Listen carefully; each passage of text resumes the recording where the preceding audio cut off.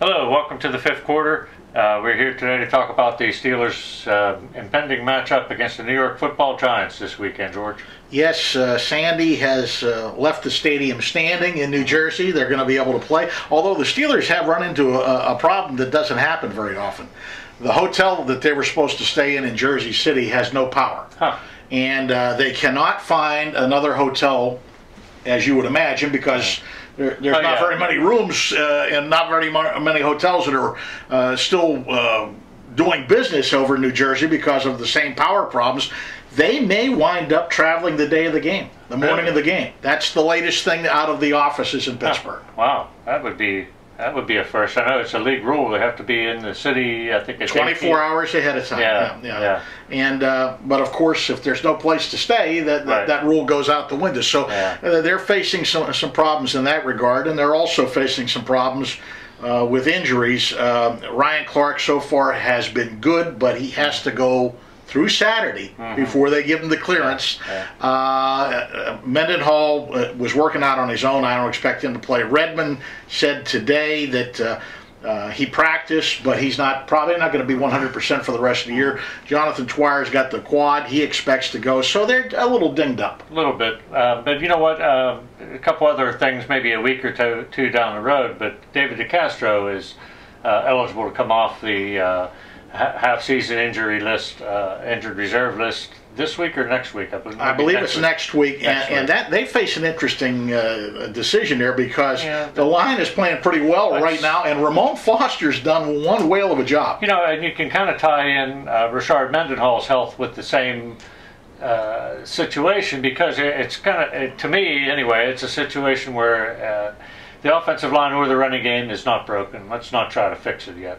Yeah, and I think they would want to bring DeCastro along slow. I mean, he hasn't practiced or done anything, so I think they're going to be very cautious with him. That's a valuable commodity. You know, the test against the Giants, this is going to be the real proof of the pudding for the offensive line.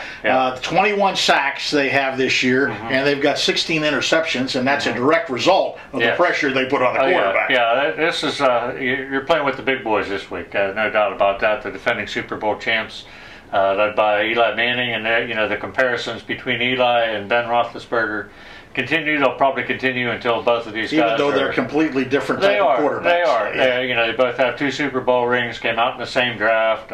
You know, we've heard it all before. This is just another example of these two guys going against each other, and really they're not physically going against each other.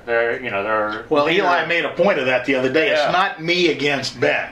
He said people are going to try and make it that, but it's we're not out there arm wrestling each other. You know? I'm sure Ben would agree with that. You know, I mean, he'll have his hands full enough going against the Giants defense. Well, they're going to have their hands full, but by the same token, you know, the Giants have scored a lot of points this year, but they've given up a lot of points. They've made big splash plays, as Mike Tomlin likes to say, on defense, and they've given them short fields. But you can take the top off that Giants defense, which is something we haven't seen this offense really do, go deep. But they had the capability of going deep. Yes, I think they do.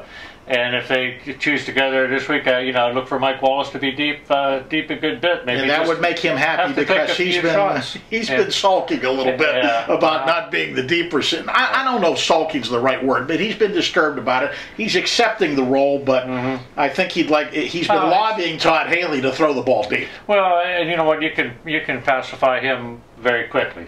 Throw one deep, and he either catches it or he doesn't, and move on. It's not going to take a whole lot to satisfy him. I think a ball or two deep each game, they can certainly fit that in, I believe. If, you know, a key point to be made is the Steelers have been possessing the ball more than any other team in the league. So you have that many more plays. Hey, try a shot or two down the field. Well, it's going to be interesting. And we mentioned the Steeler injuries. Let's not forget the Giants are a little dinged up. Ahmad Bradshaw is not 100%. They lost their middle linebacker. The secondary is dinged up. So they've got their problems to work through, too. Let's get to prediction. Who do you like? You know what? Boy, this is a tough one to call.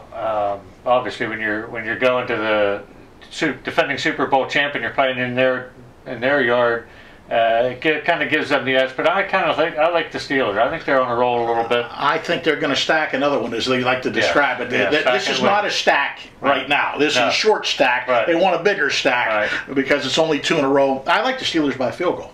Okay, yeah, that sounds about right. Field goal to a touchdown, I guess. Okay, well, that'll wrap up this edition of the 5th quarter. Thanks for tuning in. We'll see you next time.